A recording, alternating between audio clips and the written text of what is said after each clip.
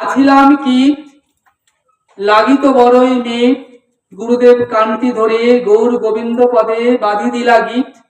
সময় থাকতে থাকতে আমাদেরকে ভজনটি সেরে নিতে হবে। আমা থেকে আমার নাম বড়, নাম থেকে আমার ভক্ত বড়।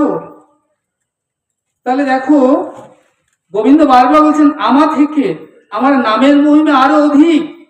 হনুমান জাম্বুবান যখন বড় বড় পাথরে জয় রাম শ্রীরাম লিখে ওই সাগরের মধ্যে ফেললেন, তখন সাগর যিনি রত্নাকর, সাগরের এক নাম রত্নাকর, মনে মনে চিন্তা করছেন যে রাম নাম লেখা, আমার প্রভুর নাম লেখা পাথরকে আমি কেমন করে ডুবিয়ে দেব, আমার সামর্থ্য নাই, এই রাম নাম লেখা পাথরকে ডুবিয়ে দিই। তাই আমি যদি এই পাথরকে আজকে ভাসিয়ে রাখতে পারি, তাহলে আমার তেমন কোনো সাধন নাই, আমার তেমন কোনো ভজন নাই, যাজন নাই, যোজন নাই যে আমি সাক্ষাৎ রামচন্দ্রকে প্রভুকে আমি লাভ করতে পারবো, আমি হৃদয়ে ধরতে পারবো। তার থেকে এই ভালো নামের পাথরকে যদি আমি জলের মধ্যে ভাসিয়ে রাখতে পারি, তাহলে প্রভু একদিন এই পাথরের পরে চরণে রেখে তাহলে তিনি লঙ্কায় যাবেন সীতা মাতাকে আনবার জন্য। সীতা মাতাকে আনবেন, তার সঙ্গে যাবেন কি ভগবান আর ভগবানের ভক্ত হনুমান জাম্বুবান আদি বানর সেনারা যাবেন। তাহলে আমি ভগবানকে পাবো, ভগবানের ভক্তকেও পাবো, আবার যখন আসবেন মাতা সীতা দেবীকেও পাবো, তাহলে আমি লাভ করতে পারবো। আজকে সীতা কোথায় আছে? অশোক কাননে। এই যে আমরা বলি না একটা কথা, এই সেজনা সাধু হও, কিন্তু জানো তো ওই সাধু সাজতে সাজতে একদিন সাধুর এই সাজটা তোমার চিরতরে সারা জীবনের জন্য হয়ে যায়। কেমন করে হয়? ওই দেখো রাবণ সাধু, বলবেন কি রাবণ তো একটা দৈত্য দানব, এটা জানি, তিলক বিজয়ী, স্বর্গমত্ত পাতাল তিলক বিজয়ী রাবণ, এত বড় দানব, এত বড় অসুর আর দুটি নেই। কিন্তু শাস্ত্র বললেন রাবণ সাধু। রাবণ সাধুর কথা কেন বললেন শাস্ত্রে? না বলছেন দেখো রাবণ সাধু তিনি কি করেছেন না, এখানে সীতা দেবী যখন পঞ্চবটী বনের মধ্যে ছিলেন, সেই মনে আছে তোমাদের দণ্ডকারণ্য বন, তো সেখানে সীতা হচ্ছে ভক্তি তত্ত্ব, আর লক্ষণ কি করলেন একটা গন্ডি দিয়ে গেলেন যে এই গন্ডির বাইরে কিন্তু বেরোবে না। আজকে কি হয়েছে, রাবণ সাধু এসেছেন সাধুর বেশে, ক্ষণিকের সাধু বেশ।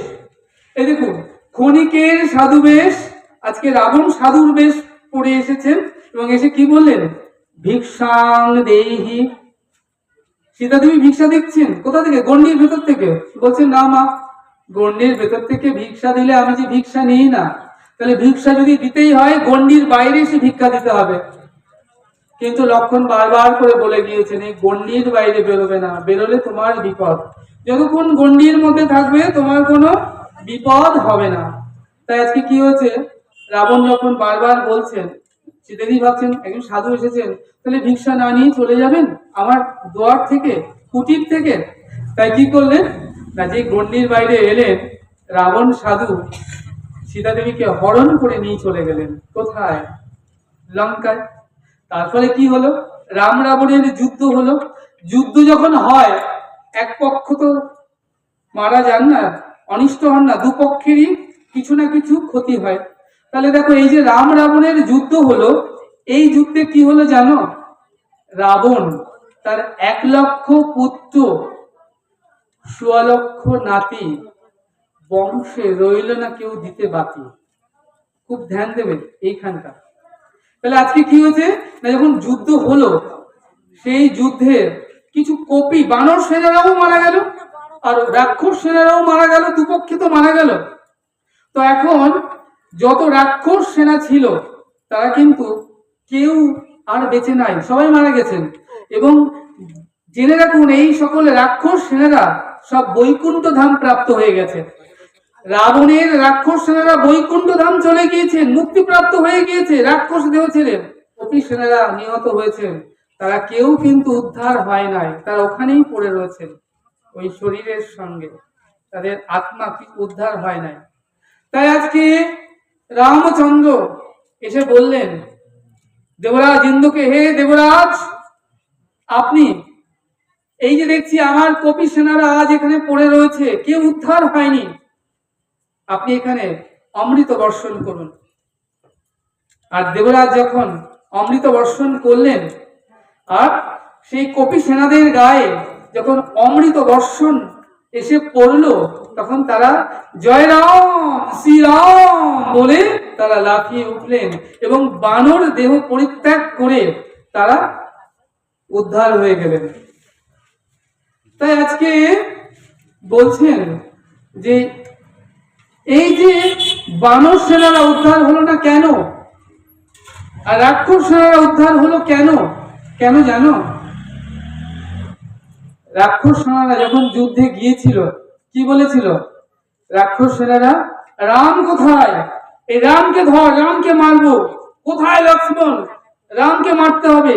তাই তারা যুদ্ধক্ষেত্রে গিয়ে রাম রাম রাম রাম রাম রাম বলাতে যুদ্ধে তাদের যখন শরীরে এসে যখন বাণ এসে বিদ্ধ হলো, তারা যখন মৃত্যুবরণ করলো যুদ্ধে, কি বলতে বলতে মারা গেল? রাম রাম রাম বলে মারা গেল। তাই উদ্ধার হয়ে গেল। আর কপি সেনারা কি হয়েছিল যুদ্ধে গিয়ে? এই রাবণকে ধর, রাবণকে মারবো, কুম্ভকর্ণকে মারতে হবে, ইন্দ্রজিৎকে মারতে হবে, রাবণ রাবণ রাবণ। কেউ যদি মৃত্যুকালে রাম রাম না বলে রাবণ রাবণ বলে মারা যায়, তার কি উদ্ধার হয় না? তাদের কোনোদিন উদ্ধার হয়? তাই যদিও তারা রামের সেনা, কপি সেনা বানর ছিল, কিন্তু তারা কিন্তু কেউ উদ্ধার হলো না, তারা ওখানেই পড়ে রইল। তাই আজকে রামচন্দ্র কি করলেন? অমৃত বর্ষা করে আজকে তার সমস্ত কপি সেনাদের উদ্ধার করে নিয়ে গেলেন। আর উদ্ধার করে যখন নাকি তিনি ফিরে আসছেন সীতা দেবীকে নিয়ে, আজকে কি হয়েছে না, ওই যে পাথরের উপর দিয়ে যখন সেতুর উপর দিয়ে হেঁটে এলেন, তখন কিন্তু আজকে রত্নাকর তার জীবন ধন্য হলো। যে আজকে আমি দেখুন এই নাম কারণে, এই রাম নামের শিলা আমি ভাসিয়ে রাখার কারণে আজকে আমি আমার প্রভুকে লাভ করতে পারলাম আমার হৃদয়ে। তাহলে আমি আমার প্রভুকে পেলাম, তার সঙ্গে সীতামাকে পেলাম, আর বানর সেনাকে পেলাম, তাই না? ভাগবতের এই যে অন্তিম অধ্যায় এসে আমরা যেখানে শুরু করেছিলাম আমরা সেখানে বিশ্রাম দেব। আজকে কুরু পাণ্ডবের যুদ্ধ শেষ হয়েছে। আজকে পাণ্ডবরা রাজত্ব ফিরে পেয়েছেন, কৌরবরা নিধন হয়েছেন। ভগবান দ্বারকা থেকে তিনি প্রবাস তীর্থে গিয়েছেন, অশ্বত্থ বৃক্ষের নিচে তিনি দাঁড়িয়ে রয়েছেন। আর এমন সময় সেখানে এসে উদ্ধবজি মহারাজের সঙ্গে দেখা। উদ্ধব বিষ্ণুরাং পবরাং মন্ত্রী কৃষ্ণ দ্বৈত সখা সাক্ষাৎ বৃহস্পতি শিষ্য বুদ্ধি সপ্তম উদ্ধব। তাই উদ্ধবের সঙ্গে আজকে কার ভগবানের কথোপকথন হচ্ছে। ভগবান বললেন, হে উদ্ধব, হে আমার প্রাণপ্রিয় উদ্ধব, এই জগতের লীলা সমাপন হয়েছে। তাই 125 বছরের লীলা অন্তে আমি এখন স্বধামে ফিরে যাব। উদ্ধবজি বলছেন, এ কি বলছো প্রভু?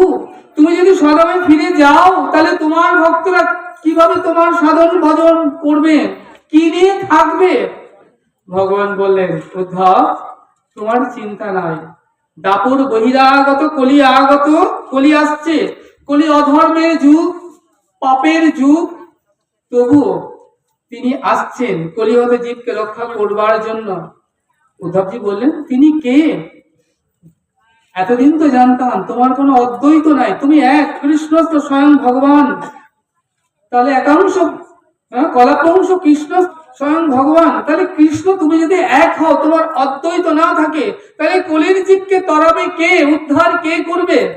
বলছেন তিনি আসছেন। তিনি কে? তিনি কে? কে আসছেন? বলছেন, দেখো উদ্ধব, তোমার অন্তরের মধ্যে, মনের মধ্যে কলিজীবের জন্য যখন দয়ার উপজয় হয়েছে, কারণ এই কলিজীবকে তরাবে তো সাধুরাই। সাধুদের আগমনের একটাই হেতু, কলিজীব তরানো। আর সাধুরাই তো কলিজীবকে তরাবে। তাই তোমার অন্তরে যখন কলিজীবের জন্য হৃদয়ে দয়ার উপজয় হয়েছে, তাহলে কলিজীব উদ্ধার হবেই হবে। আর তিনি আসছেন, তিনি কে জানো? তিনি হলেন নাম ব্রহ্ম। তাহলে এই যে নাম, ভগবান কি করলেন? স্বধামে ফিরে গেলেন। যেতে যেতে ভগবান এই নামের মধ্যে, ভাগবতের মধ্যে প্রবিষ্ট হয়ে গেলেন। কলিযুগে নাম রূপে কৃষ্ণ অবতার, নাম হইতে সর্বজীব পাইবে নিস্তার। তাহলে দেখো মা, এই যে শ্রীমদ ভাগবত সাক্ষাৎ শ্রী ভগবান। তাহলে আজকে আমাদের আস্বাদনের বিষয় ছিল নাম আর নামই অভেদ তত্ত্ব।